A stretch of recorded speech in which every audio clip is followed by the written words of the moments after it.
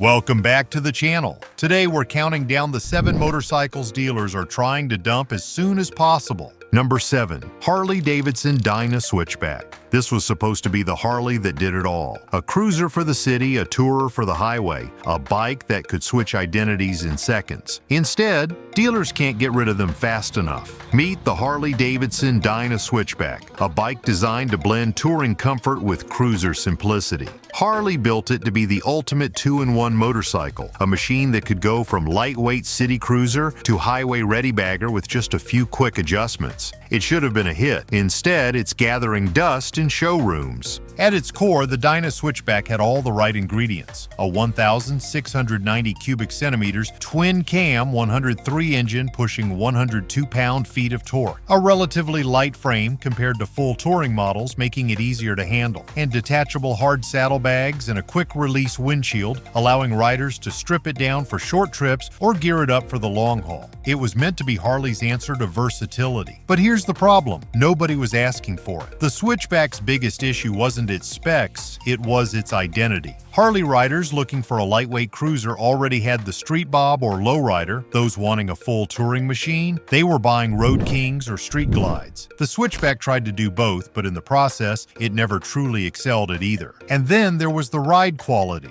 On paper, the short wheelbase and smaller frame should have made it nimble. In reality, the stiff rear suspension and narrow front end made it feel unstable on rough roads. Add in limited storage compared to true touring bikes, and it was hard to justify its price tag. Speaking of price, at launch, the Switchback started at $16,499. That was only a few thousand less than a full touring bike, but without the comfort, storage, or premium feel. Riders took one look and went with a Road King instead. Now dealers are stuck with a bike that's too heavy for new riders, too stripped down for touring fans, and too niche for Harley's core audience. Some models even go for half the price. If you think the Switchback struggled to find its place, wait until you see number 6. A bike that was supposed to bring in new riders, but ended up being one of Harley's biggest flops. Number 6. Harley-Davidson Street 500 and 750. Harley needed a way to bring in a new generation of riders, a beginner-friendly, urban-focused motorcycle that would make Harley-Davidson accessible to everyone. What they got instead? A bike that barely anyone wanted. This is the Harley-Davidson Street 500 and Street 750, a pair of lightweight, low-cost bikes that were supposed to be the perfect entry point into the Harley lineup. But instead of attracting new riders, they ended up collecting dust in dealerships. At first glance, the Street Series had potential. A low seat height of just 25.7 inches, making it easy to handle. A lightweight chassis weighing in at just 492 pounds for the Street 500 and 514 pounds for the Street 750. And a liquid-cooled Revolution X engine, which should have made it smooth, efficient, and beginner-friendly. But here's the problem. It didn't feel like a Harley. The 494 cubic centimeters, Street 500, and 749 cubic centimeters, Street 750, engines were underwhelming, with less power and character than riders expected. Instead of the torquey, rumbling V-twin experience, these bikes felt generic, more like a budget commuter than a premium cruiser. Then came the build quality issues. Buyers quickly noticed cheap plastic components, rattling panels, and poor fit and finish. The controls felt flimsy, the mirrors vibrated at highway speeds, and the suspension was stiff enough to feel every bump in the road. Even experienced riders looking for a city-friendly second bike found the handling dull and uninspiring. And let's talk about the price. The Street 500 started at $7,699, while the Street 750 was priced at $8,499. That might sound reasonable until you realize that for a little more money, riders could get a used Sportster 883, a real Harley, with better resale value, more customization options, and the classic styling Harley fans actually wanted. With stronger competition from bikes like the Honda Rebel 500 and Yamaha Bolt, the Street 500 and 750 never found a strong audience. Even Harley's own dealers struggled to move them, and many ended up offering deep discounts just to get them off the floor. Now these bikes are discontinued and dealers are still trying to clear out remaining models. If you thought the Street Series was a misstep, wait until you see number 5, a Harley that tried to be a high-performance muscle cruiser but ended up stuck in the clearance section. Number 5. Harley-Davidson V-Rod. Harley-Davidson and high-performance muscle bikes. Two things that should go hand in hand, right? But when Harley tried to create a power cruiser that could compete with sportier, high-revving motorcycles, it backfired in a big way. What was supposed to be a revolution ended up as one of the most polarizing bikes Harley ever built. This is the Harley-Davidson V-Rod, a bike designed to shatter expectations, break tradition, and bring Harley into the modern performance world. But instead of being a success, it left dealers struggling to find buyers. And today, they're still trying to dump the last remaining ones. At the heart of the V-Rod was something no other Harley had at the time, a 1,250 cubic centimeter liquid-cooled Revolution 5 twin developed in partnership with Porsche. With 125 horsepower and 85 pound-feet of torque, this thing was built to move, hitting 0 to 60 in just over 3 seconds. It had a modern chassis, an aggressive stance, and a sport bike-inspired riding position completely different from any other Harley before it. And that was the problem. Harley riders didn't want different. Instead of the low-end torque and deep rumble that made Harleys legendary, the V-Rod had to be revved higher to hit its power band. Instead of the classic air-cooled look, it had a sleek, futuristic design that didn't appeal to purists. Instead of being easily customizable, it was difficult to modify compared to a Softail or Dyna. The price didn't help either. At $17,199, it was too expensive for sport bike riders who wanted speed and too radical for Harley's core audience. Those looking for a fast cruiser had options like the Yamaha VMX or Ducati Diavel, which offered even more power and better handling. The tiny 3.7-gallon fuel tank was another issue. Riders constantly complained about its limited range. And while the drag-style handlebars and forward controls looked cool, they weren't great for long rides, making it an awkward fit between a cruiser and a performance bike. For years, dealers pushed hard to sell the V-Rod, but the demand just wasn't there. Harley finally pulled the plug in 2017, and even today, many dealerships are stuck with used models that no one seems to want. If you thought the V-Rod's identity crisis was bad, just wait until you see number 4, a bike that was supposed to blend high-performance styling with Harley's heritage, but ended up being too extreme for both sides. Number 4. Harley-Davidson Street Rod. Harley-Davidson wanted to build a cruiser with sport bike-inspired performance, something nimble, aggressive, and perfect for younger riders. What they got instead?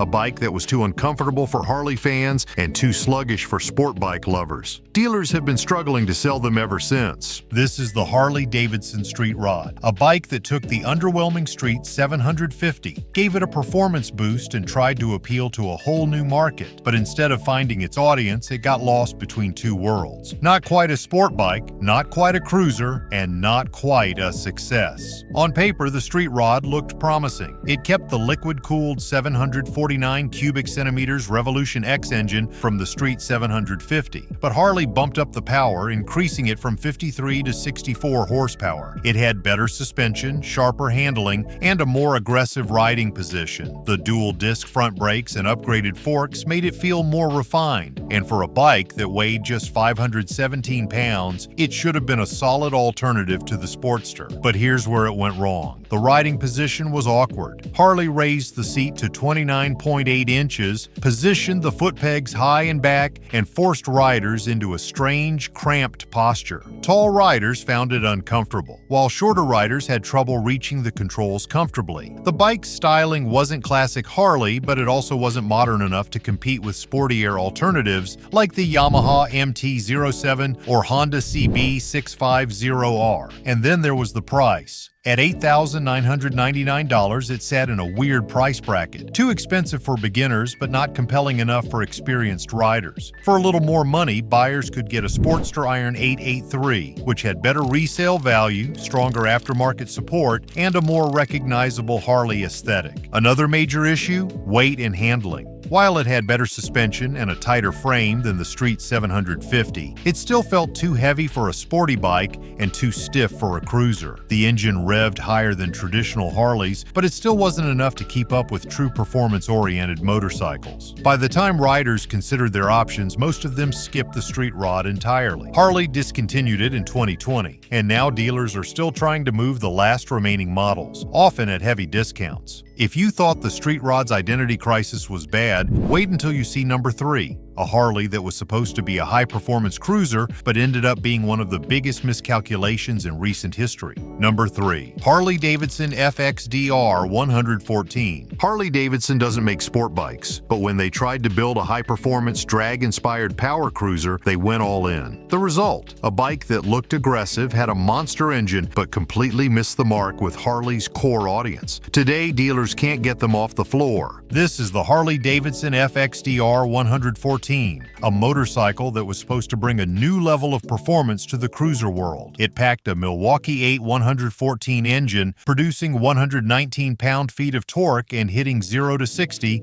in just over 4 seconds. It had an aluminum swing arm, inverted forks, and a lightweight frame. On paper, this should have been Harley's ultimate muscle cruiser, but there was a big problem. Harley riders didn't want it. The FXDR's futuristic drag racing design looked like nothing else in Harley's lineup. It had a massive 240mm rear tire, an elongated, low-slung frame, and a plastic rear fender that looked more sport bike than cruiser. The forward foot controls and low handlebars forced riders into a strange, stretched-out riding position that was neither comfortable nor practical. Harley fans looking for a muscle cruiser already had the Breakout or Fat Bob, both of which had more classic Harley styling and better resale value. Meanwhile, sportier riders who wanted performance went for the Yamaha V-Max or Ducati Diavel, both of which offered even more power and sharper handling. Then came the biggest issue of all, the price. The FXDR launched at $18,999, putting it in direct competition with bikes like the Lowrider S and even some full touring models. For that money, riders expected more comfort, better versatility, or a clear identity. The FXDR had none of those. Harley pulled the plug on the FXDR in 2020, and since then, dealers have been stuck with unsold inventory. Some shops are offering massive discounts, but even at lower prices, buyers still prefer Harley's more traditional cruisers. If you thought the FXDR was a hard sell, just wait until you see number 2, a bike that aimed to bring Harley into the adventure touring market, but stumbled right out of the gate. Number 2. Harley-Davidson Pan America. Harley-Davidson built its legacy on cruisers, baggers, and choppers. So when they decided to take on BMW, KTM, and Yamaha in the adventure touring market, people were skeptical. And when the first Pan America hit showrooms, dealers quickly realized they had a serious problem on their hands. This is the Harley-Davidson Pan America 1250, a bold attempt to take on the adventure bike segment. It was Harley's first real departure from its cruiser roots, featuring a liquid-cooled 1,250 cubic centimeters Revolution Max engine, pumping out an impressive 150 horsepower and 94 pound-feet of torque. This was the most advanced, highest performance engine Harley had ever put in a bike. And on paper, it had all the right ingredients. Adjustable Showa suspension, adaptive ride height, and an off-road ready chassis made it look like a serious competitor to the BMW GS and KTM 1290 Super Adventure. The 6.5-inch touchscreen with navigation and Bluetooth connectivity put it ahead of many rivals in terms of tech. It even had a competitive starting price of $17,319, undercutting some of its European competitors. But here's where it went wrong. Harley riders weren't convinced. Traditional Harley buyers didn't want an adventure bike,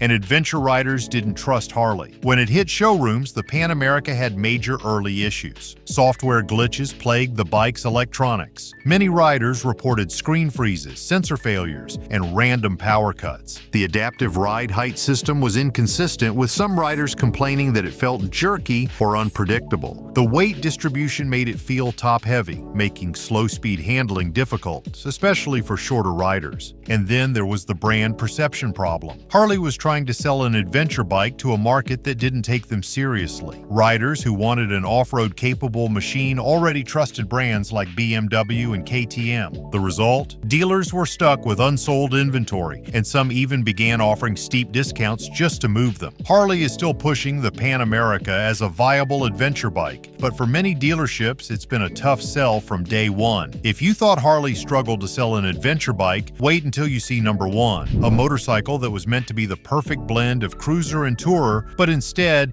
it became one of the biggest misfires in Harley-Davidson history. Number 1, Harley-Davidson CVO Road Glide. Harley-Davidson's CVO lineup is supposed to be the best of the best, exclusive, premium, and built for riders who want nothing but the finest. But with the CVO Road Glide, Harley may have pushed too far, and now dealers are scrambling to offload them. This is the Harley-Davidson CVO Road Glide, a bike built to be the ultimate touring machine. With a Milwaukee 8 121 engine, 115 horsepower, and 139 pound-feet of torque, it delivers effortless power on the highway. It's loaded with premium features, from its custom hand-applied paint to top-tier suspension and tech upgrades, but there's just one problem. Almost no one is buying it. Harley completely redesigned the CVO Road Glide for 2023, adding a new shark nose fairing, updated aerodynamics, and a massive 12.3-inch TFT display. It's also packed with premium sound, heated grips, a top-tier Rockford Fosgate audio system, and adaptive LED lighting. And then there's the price. At $48,999, this isn't just expensive, it's priced far beyond what most Harley riders are willing to pay. For comparison, a standard Road Glide Special starts at $27,999, nearly half the price. A fully loaded Indian Challenger Elite is about $36,000 with similar performance and features. Even some full-dress BMW and Honda Goldwing touring bikes cost thousands less. So why aren't riders buying? Because the standard Road Glide is already a near-perfect bike. The Milwaukee 8 114 and 117 engines already offer incredible power, and many riders don't feel the need to pay a $20,000 premium for a few extra features and a slightly bigger engine. Another issue: